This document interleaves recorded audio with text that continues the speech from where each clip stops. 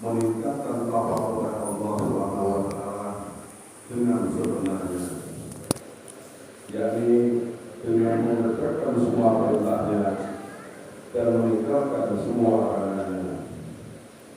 Bukan takwa dalam arti patuh dan taat serta memelihara diri dari berbagai bentuk keburukan dan kemaksiatan. Kemusyrikan dan kemaksiatan adalah merupakan penyakit hati yang dapat menguburkan iman dan melepaskan sifat-sifat dosa ini. Bukan mustahil bahwa penyakit hati yang demikian merupakan hasil rujukan syaitan yang mempengaruhi hawa nafsu insannya.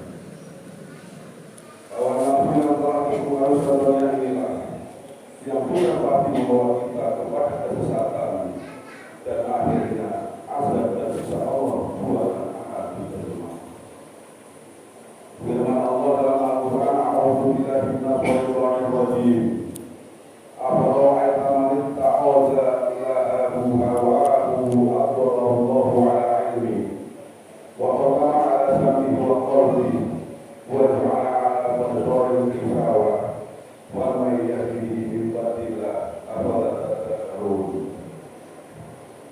Maka pernahkah kamu melihat orang yang menjadikan hawa nafsunya sebagai Tuhannya dan Allah membiarkannya sesat berdasarkan ilmunya, dan Allah telah mengunci mata pendengaran dan hatinya dan meletakkan tutupan atas penglihatannya, maka siapakah yang akan memberikan petunjuk sesudah Allah membiarkannya sesat? Maka mengapa kamu tidak mengambil pelajaran? Surat Al-Jaziah ayat 23. Dari ayat ke atas semakin jelaslah bahwa orang yang selalu diberi hawa nafsunya belaka pasti sesat dan semakin menyesatkan. Jika sudah demikian keadaan seseorang, maka jelas dia bukan lagi seperti manusia mukmin dan mutakin. Alhamdulillah. Saudara-saudara kaum muslimin di dalam rumah yang berbahagia. Setelah kita mengetahui kejahatan dan bahayanya memperburuk hawa nafsu, maka sebagai mukmin dan muslim yang sadar, kita hendaknya selalu berusaha menekan dan memerangi pengaruh hawa nafsu itu sendiri. Hal ini sejalan dengan sabda Rasulullah SAW yang menyatakan bahwa Tuhan paling besar ialah memerangi hawa nafsu. Sebagaimana sabdanya, Allah Rasulullah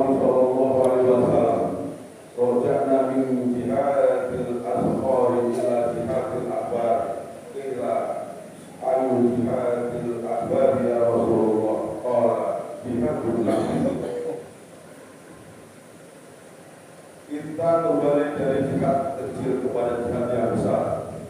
Sahabat bertanya, "Ya, apakah yang lebih besar ya Rasulullah?" Beliau bersabda, "Jihad yang besar ialah memerangi hawa nafsu." Hadis riwayat Bukhari.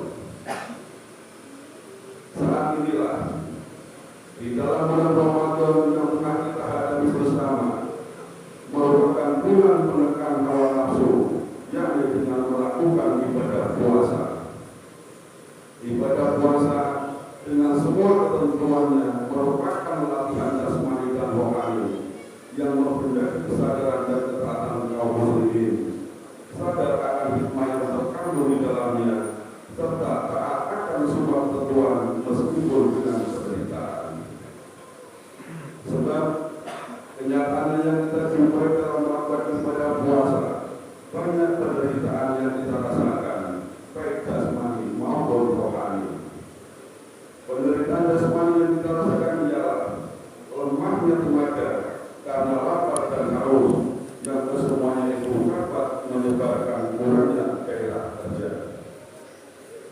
Begitu pula rohani, kita merasakan penderitaan karena terpaksa kalau sebenarnya sakwat yang tiba-tiba menyelinap dalam hati di saat berhadapan dengan sakit daripada kita berpuasa, yakni pada waktu siang hari. Padahal hal yang demikian adalah tuntunan jiwa yang wajar bagi setiap makhluk hidup serta normal. Akan tetapi penderitaan itu bukanlah beban yang berat manakala seseorang telah benar-benar tumbuh kesadaran serta ketaatannya. Jika sudah demikian keadaan seseorang, maka termasuklah dia dalam golongan orang-orang yang bertakwa. Firman Allah dalam Al-Quran, "A'udzubillahi minasyaitonir rajim. Ya ayyuhalladzina amanu kutiba 'alaikumusiyam kama kutiba 'alal ladzina min qablikum la'allakum tattaqun."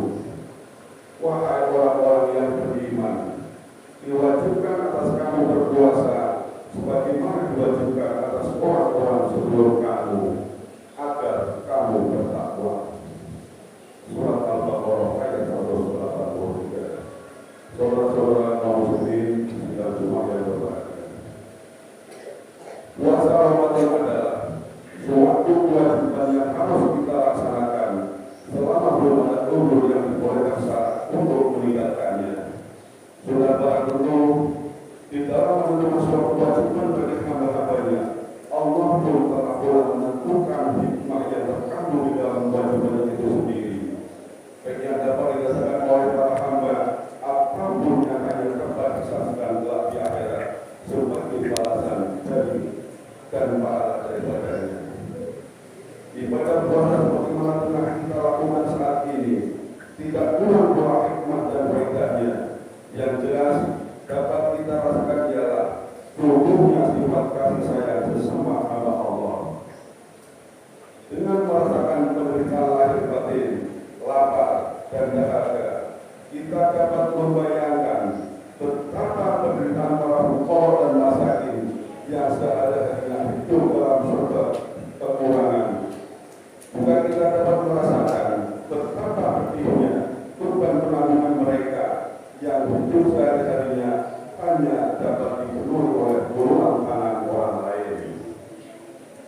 Dari sanalah memandanglah sifat kasih sayang sesama hamba Allah, suka menolong pada fakir miskin, serta tidak menyia-nyiakan mereka. Itulah sifat-sifat terpuji yang dimiliki oleh Islam. Hikmah lain yang dapat kita rasakan ialah tumbuhnya sikap disiplin. Sikap ini terbentuk karena latihan ketaatan yang terus-menerus selama 1 bulan, di mana setiap hari kita harus berhenti makan, minum, dan semua yang membatalkan puasa dari terbit fajar hingga terbenam matahari.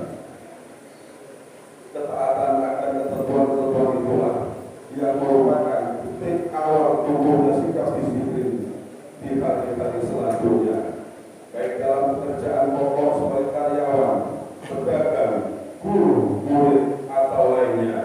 Bahkan lebih dari itu, dapat menumbuhkan disiplin dalam beribadah kepada Allah Subhanahu wa Ta'ala. Tidak dapat kita lupakan pula bahwa dengan penderitaan yang kita alami selama melakukan ibadah puasa Ramadan dapat pula membuahkan sikap tahan menderita, tabah dan sabar.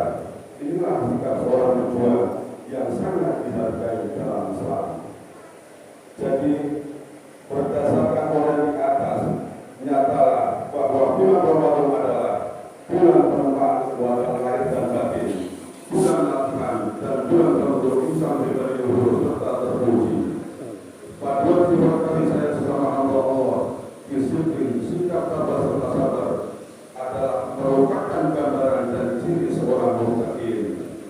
Orang-orang semacam inilah yang kita harapkan terdapat di bumi Indonesia, sebab dari mereka lah dapat diharapkan pengertian dan bantuannya untuk mewujudkan cita-cita bangsa dan negara, yakni masyarakat adil dan makmur, penuh ridho dan ampunan Allah, terbukanya pintu rahmat dan barokah di langit dan bumi.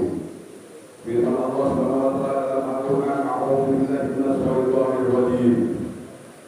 Walau anna 'alal qura amanu wa taqaw fatahna 'alaihim barakatin minas sama'i wal ardh, walakin kadzabu fa'aqadnahum bima kanu yaksibun."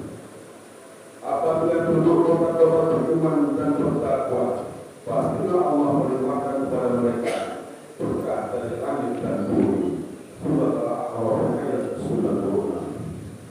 Saudara-saudara kaum muslimin di dalam rumah yang berbahagia, janji Allah pasti datang dan akan dirasakan oleh hamba-hambanya yang dikehendakinya.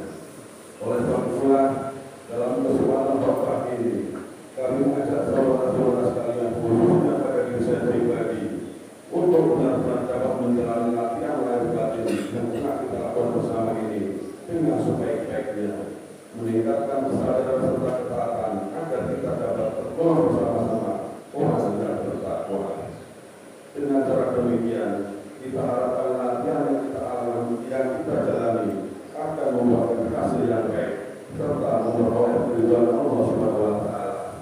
Ya, inilah bahwa keberhasilan kita menjalani latihan di dalam bulan Ramadan ini, di mana ibadah wajib sebagai pokok yang kita laksanakan dengan baik sebulan penuh, juga anjuran semuanya kita kerjakan. Niscaya Allah akan memberikan pahalanya serta memberi kebahagiaan hidup bagi kita semua, baik di dunia maupun di akhirat. Amin, amin ya rabbal alamin. Barakallahu wa alim wa nafa'ani wa iyyakum bima fihi min al-ayati wa dhikril hakim wa taqabbal minni wa minkum tilawatahu